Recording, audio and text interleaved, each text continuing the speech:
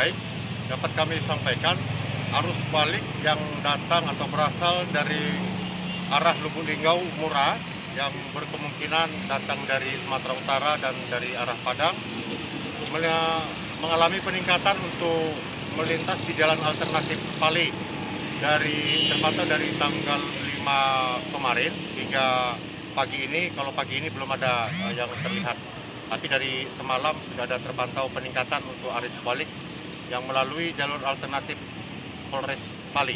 Demikian.